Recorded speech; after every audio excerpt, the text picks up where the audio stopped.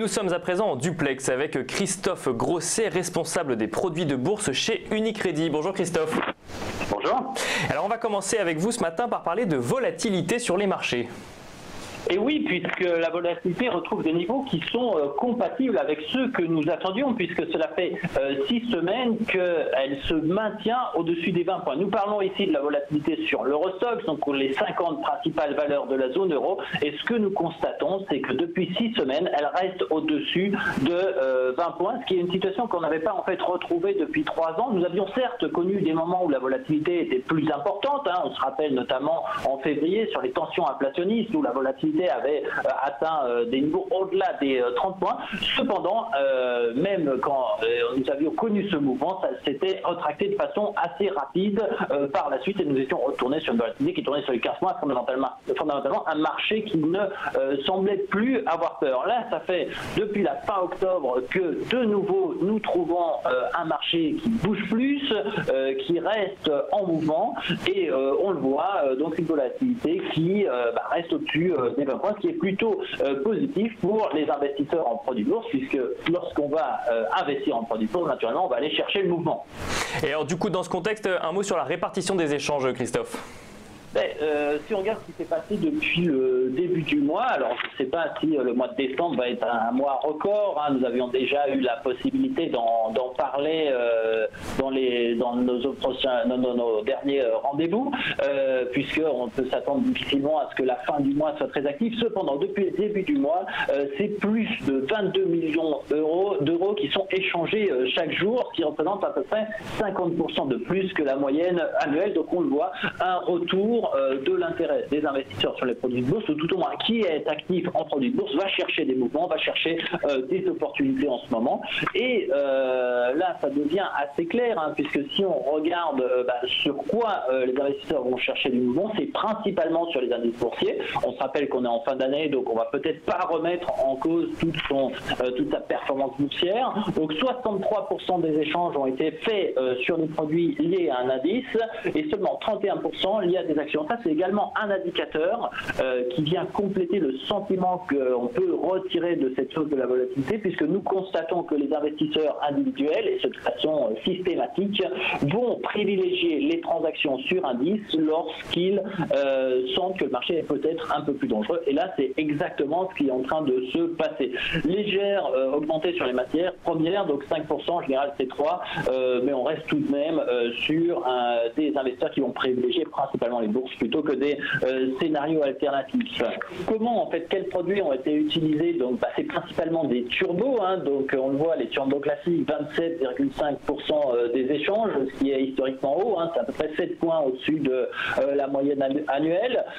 Si on complète ça par les échanges sur les turbos sans date de maturité, donc on va mélanger turbo illimité et turbo limité baisse, c'est encore 25% de plus qui sont échangés, donc on le voit, c'est plus de 55% des échanges qui sont faits sur des produits complètement directionnels et dans une optique relativement court-termiste de la part des investisseurs.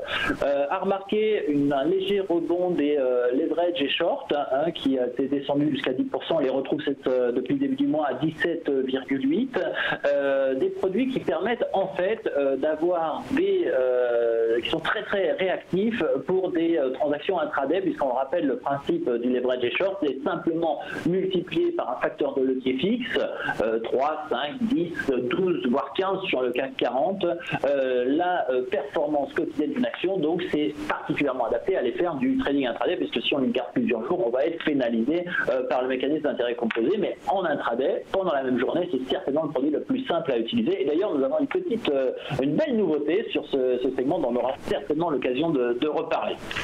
Alors justement, on peut en parler maintenant, ou si vous souhaitez, on peut d'abord parler du tournoi Unicredit, le tournoi des produits de bourse. Oui, le tournoi, on est à la fin, donc c'est cette initiative qui nous a accompagnés depuis la fin octobre. Ça a été un succès cette année, donc on a eu 3 fois plus de participants que pendant le tournoi 2017. Donc merci à tous ceux qui ont participé. Je sais que nombreux sont ceux qui nous suivent également sur TV Finance.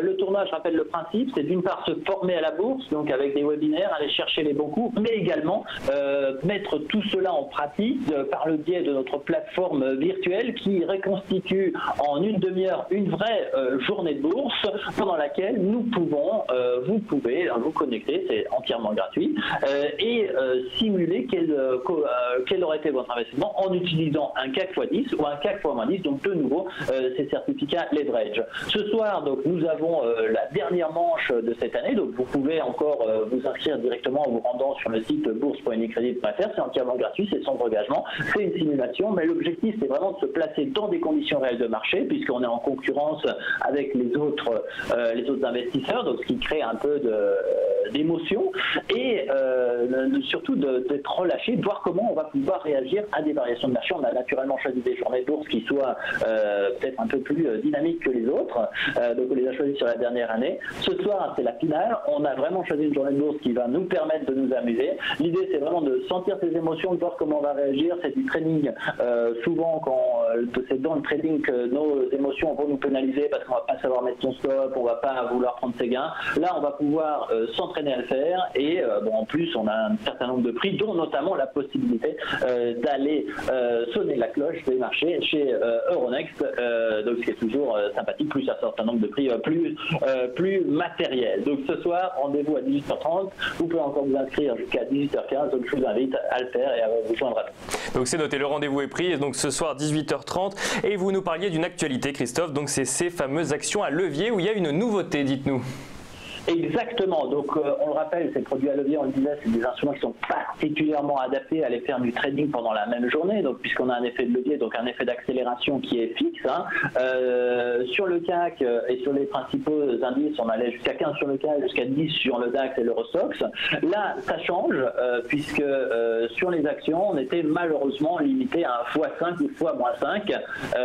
Et qu'est-ce qui se passe? Il se passe que depuis ce matin, donc là, elles sont cotées depuis en fait quelques minutes.